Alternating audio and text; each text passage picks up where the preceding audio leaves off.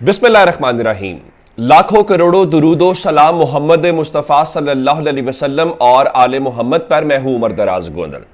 कल जब high court ने फैसला नहीं किया तो फिर ये बहुत सारे लोग जो वहां से आते हैं और तर्जुमान वहां के हैं, तो उन्होंने कल टीवी के ऊपर बैठ के कहा कि जस्टिस आमिर फारूक ने कल इमरान खान की जो सज़ा है वो मुअत्तल कर देनी थी और जो आम तौर पे ऐसे केसेस के अंदर 90% जो सज़ाएं हैं वो मुअत्तल हो जाती हैं, तो जी वो इसलिए कल मुअत्तल नहीं हो सकी चूंकि चीफ जस्टिस ने हाई कोर्ट के मामलात के अंदर मुदाखलत की थी। इसका मतलब बहुत वाज़ेह है कि इंसाफ के ऊपर फैसला नहीं हुआ। इसका मतलब यह है कि जब जज और जो शख्स जिसको आपने इंसाफ देना है उसके दरमियान कोई जाती किस्म की चीज हो जाए तो फिर यह इंसाफ के उन बुनियादी तकाजों के खिलाफ है। और इसका मतलब यह है कि फिर कहीं और से चीजें कंट्रोल हो रही हैं, फिर यह इल्जाम, तो इसका मतलब तो यही है। तो मेरे ख्याल से यह एक बहुत बड़ी बात है। अब आज एक बार फिर आप जानते हैं मामला हाई कोर्ट, तो हाई कोर्ट से पहले दो चीजें बड़ी डेवलपमेंट्स हुई हैं जिसको आप यूं समझिए कि खड़ाक किया गया। अब एक चीज यह है कि वो जो 9 मई वाले मामलात थे उसके ऊपर इमरान खान के हवाले से मजीद दफात जो हैं वो शामिल कर दी गई हैं। पहली बात तो यह है, और उसमें इमरान खान के ऊपर यह कहा गया है कि उन्होंने बगावत के ऊपर उकसाया, न सिर्फ बगावत के ऊपर उकसाया बल्कि जंग छेड़ने की दफात भी शामिल की गई हैं। यानी बुनियादी तौर पर आप यूं समझिए कि बगावत और जंग की जो दफात हैं वो भी इमरान खान के ऊपर लगा दी गई है।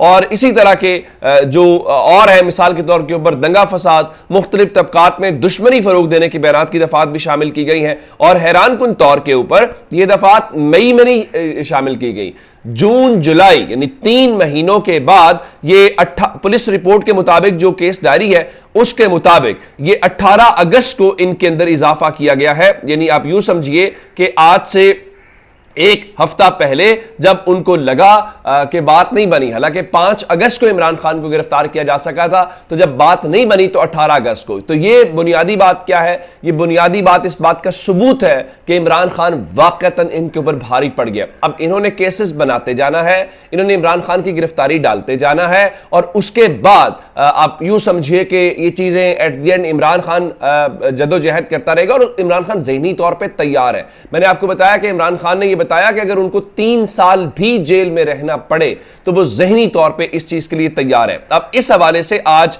दूसरा जो खड़ाक या तमाशा है वो भी मैं आपको बता देता हूं। आज जंग और दी न्यूज के अंदर वो खबर छपी है और मैं हमेशा कहता हूं कि जब अंसार अब्बासी साहब कोई ऐसी बात लिखते हैं तो इसका मतलब ये होता है कि ये कहीं और से आया है और अंसार अब्बासी साहब के नाम से छप गया। मैं ये नहीं कह रहा, मेरा कहने का मतलब यह है कि अंसार अब्बासी साहब बुनियादी तौर पे कहीं और जहां से असल फैसले होते हैं उनका मौकिफ सामने रख रहे होते हैं। आज उन्होंने अगली बात क्या की है, और यह भी बुनियादी तौर पे हाई कोर्ट को बताने वाली बात है कि आप रिहा कर भी दें तो हमने ये काम नहीं होने देना। कैसे?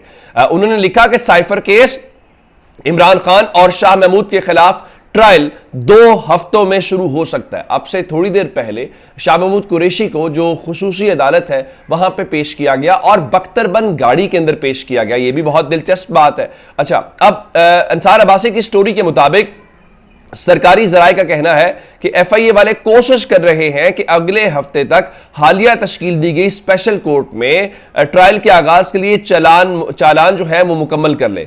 अगर इमरान खान को तोशा खाना केस में रिलीफ मिलता है और उनकी दरखास्त जमानत मंजूर हो जाती है और सजा मुअत्तल होती है तो इस सूरत में भी वो जेल में ही रहेंगे क्योंकि उन्हें साइफर केस में गिरफ्तार किया गया है। अब इसका मतलब बहुत वाज़ेह है कि जनाब इमरान खान का मसला ये नहीं है कि उनका केस मेरिट के ऊपर है, उनका मसला ये नहीं है उनको अदालतें रिलीफ दे रही हैं। मसला ये है कि इमरान खान की वो कहते हैं हमने रिहाई उस तब तक नहीं होने देनी जहां से वहां से मंजूरी नहीं होती। इसकी 2 आप पहलू देख सकते हैं। एक, इमरान खान राइट नाउ डटे हुए हैं और इमरान खान किसी किस्म का समझौता कोई डील करने के लिए तैयार दिखाई नहीं देते। अगर ऐसा होता तो अब तक इमरान खान के लिए आसानी पैदा हो जाती। दूसरे नंबर के ऊपर इसका पहलू यह है कि अवामी सतह के ऊपर इमरान खान उसी तरह से पॉपुलर है, इमरान खान के लोग नहीं टूट रहे, इमरान खान का वोटर नहीं टूट रहा, कौम उनके साथ है।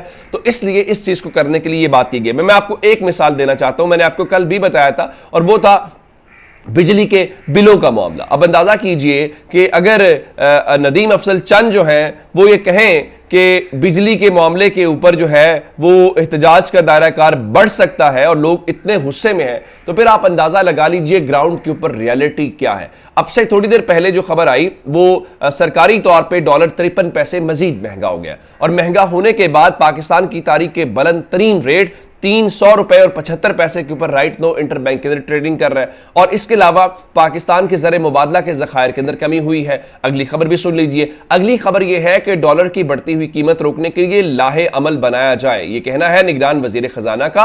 और निगरान वजीर खजाना से पूछा जाना चाहिए जो शमशाद अख्तर साहिबा है कि जनाब ये लाहे अमल किसने बनाना है? मैंने बनाना है? आपने बनाना है? ये आपके पास वजारत है। हमें तो बरसों से बताया गया, 76 साल का तजर्बा जिनका है, कि जनाब इस मुल्क को तो टेक्नोक्रेट्स ठीक कर सकते हैं, ये एक्सपर्ट्स ठीक कर सकते हैं। अब आप ले आए ना ये एक्सपर्ट्स, ये तजर्बा भी आपने कर लिया, तो जनाब आप सुधार के दिखाएं। अब आप जो कह रहे हैं कि आपने इलेक्शन नहीं होने देना, तो आप इलेक्शन ना होने दें, लेकिन इनको तो संभालें। लोगों ने इस बार जो बिजली के बिल लोगों के आए हैं, मेरा नहीं ख्याल कि नून लीग या पीपल्स पार्टी को लोगों के पास जाना चाहिए। लोग पता है उनको, ये उनके जिम्मेदार हैं। इमरान खान के दौर में तो सब्सिडी मिलती तो ऊपर लिखा होता था कि आपके बिल के अंदर कि ये इस हुकूमत की तरफ से आपको इतनी सब्सिडी दी जा रही है।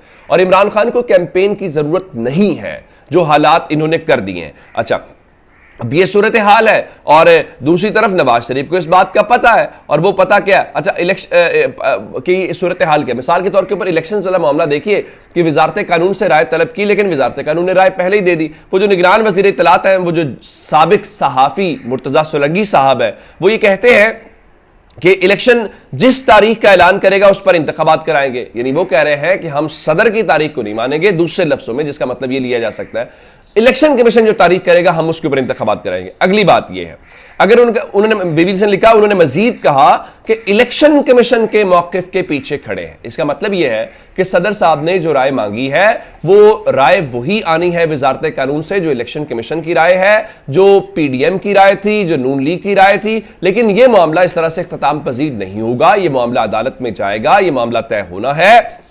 हम छोड़ देते हैं जस्टिस बंदयाल को, अब तो काजी फायज ईसा साहब तय कर ले और तारीख में नाम लिखवाएं कि 90 रोज से आगे इलेक्शन ले जाने का जो प्रोसेस था वो जस्टिस काजी फायज ईसा साहब और बाकी जो मोतबर मोहतरम और जय्यद जज साहिबान हैं उनके कलम की रोशनी से सब कुछ मुमकिन हुआ।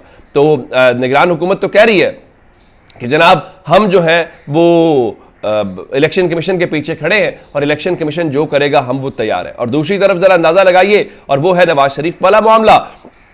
अब मैंने आपको कल बताया था कि फैसला किया गया है कि नवाज शरीफ अगले महीने भी सितंबर के अंदर नहीं आएंगे, लेकिन ख्वाजा आसिफ कहते हैं कि जनाब उनकी जो इत्तलात है वो नवाज शरीफ सितंबर में वापस आएंगे। सितंबर तो तय है, मियां नवाज शरीफ तारीख खुद बताएंगे। बिल्कुल ठीक है जनाब, आप पिछले काफ़ी अरसे से ये कोशिश करते हुए नजर आ रहे थे और आपका ख्याल था कि शायद इस तरह से लोगों में आपकी पॉपुलैरिटी बरकरार रहेगी। इससे कोई फ़र्क नहीं पड़ता, नवाज शरीफ वापस भी आ भी जाएं तो कोई मेजर डिफरेंस आप क्रिएट वो नहीं कर पाएंगे। अच्छा, अगली बात है इमरान रियाज साहब के मुतालिक।